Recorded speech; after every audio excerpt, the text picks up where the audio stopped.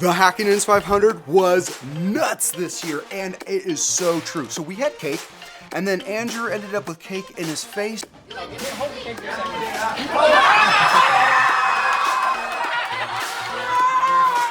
Don't know how that happened. I wore a giant inflatable squirrel costume.